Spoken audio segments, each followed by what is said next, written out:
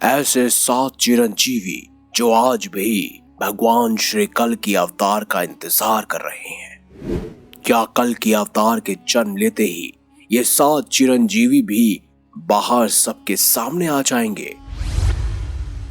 आप देख रहे हैं मिस्टीरियस हिंदू। तो चलिए अब करते हैं ज्ञान की बात। वीडियो में आगे बढ़ने से पहले हमारे चैनल को सब्सक्राइब अवश्य करें और बेल आइकन जरूर दबाएं। सनातन धर्म ग्रंथों में 7 चिरंजीवियों का वर्णन आता है। उनके इतिहास के बारे में हम में से अधिकतर लोग तो जानते हैं, पर सब में यह जिज्ञासा अवश्य होती है कि अगर वो सब चिरंजीवी हैं तो वो कलयुग में भी अवश्य होंगे, परंतु कलयुग में वो कहाँ निवास करते होंगे?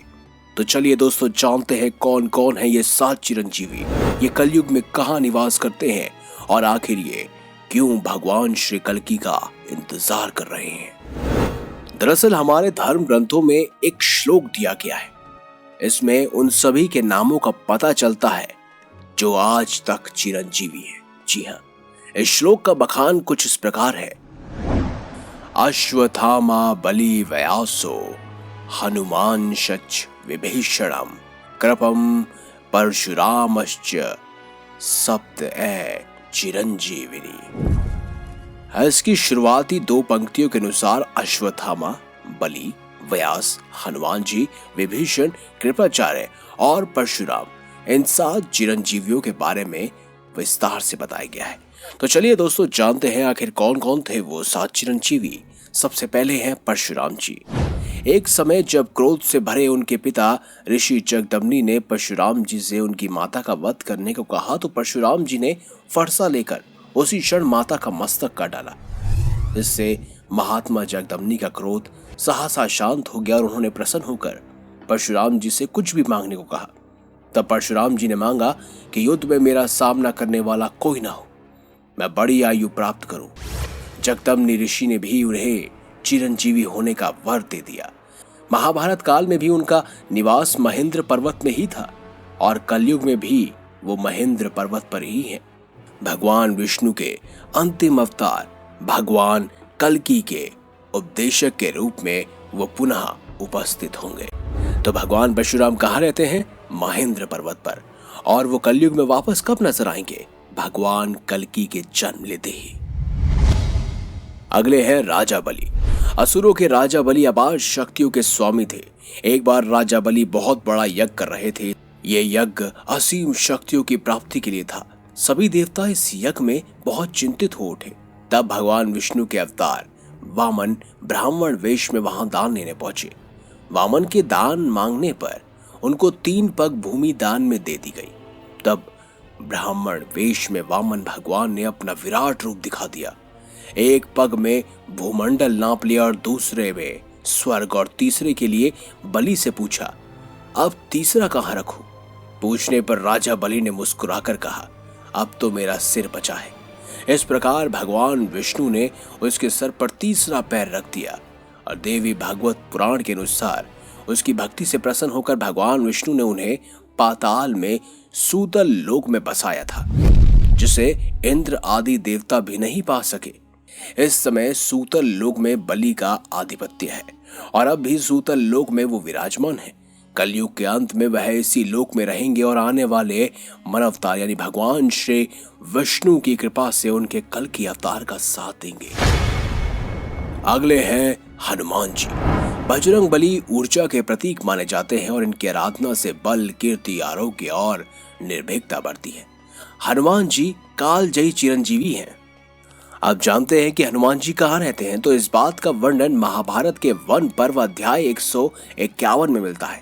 इसके अनुसार जब भीमसेन द्रौपदी के लिए सुगंधित कमल लेने के लिए गंधमादन पर्वत पर गए थे, तब वहां उनकी भेंट हनुमान जी से हुई थी। कहा यह भी जाता है कि हर 41 साल में भगवान श्री हनुमान जी श्रीलंका में मौजूद मातंग कबीले को शिक्षा देने आते हैं, यानी ब्रह्म ज्ञान देने आते हैं। अब वो आज तक इस कलयुग में जीवित है और कलयुग के अंत तक जीवित रहेंगे, क्योंकि उनके जीवित रहने का उद्देश्य सिर्फ और सिर्फ एक ही है, अपने प्रभु भगवान श्री राम को वापस पाना। और वो किस रूप में पाएंगे? वो पाएंगे भगवान श्री कल्कि के रूप में। अगले हैं विभीषण। विभीषण रावण के छोटे भाई थे और अपने भाई के ही विरुद्ध जाकर उन्होंने भगवान श्री राम का साथ दिया था। उन्हें वहां नैतिकता और धार्मिकता बनाए रखने के लिए और दुनिया भर के लोगों को धर्म का मार्गदर्शन करने के लिए इस महायुग के अंत तक जीवित रहने का वरदान प्राप्त हुआ।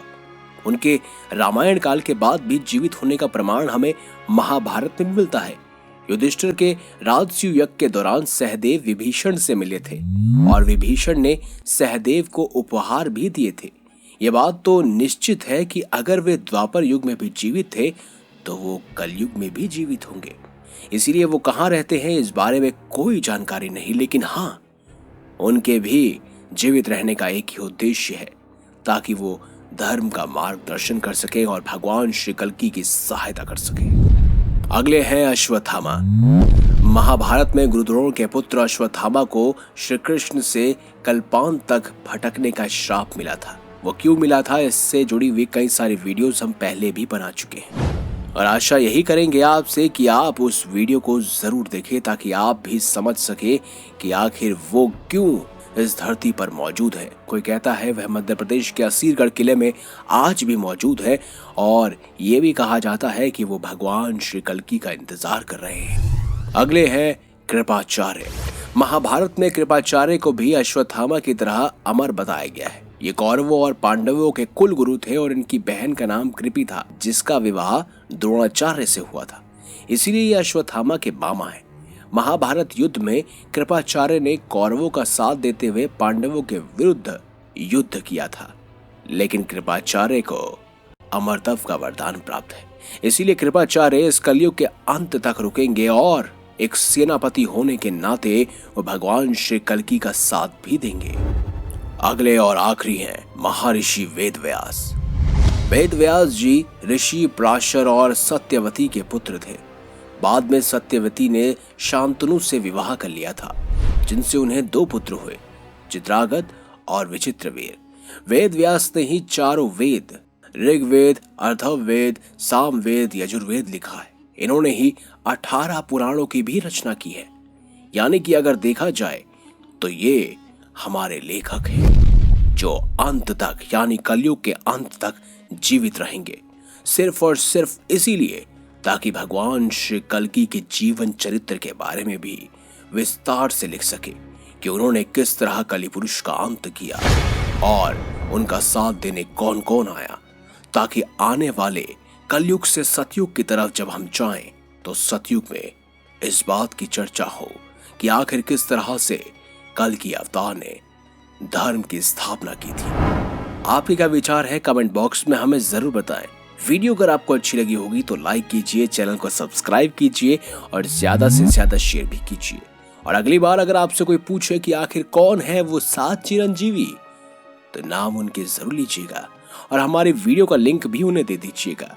सबसे पहले है परशुराम जी, दूसरे राजा बलि, तीसरे हनुमान जी, चौथे विभीषण, 5वें अश्वत्थामा, 6ठे कृपाचार्य और 7वें ऋषि वेदव्यास।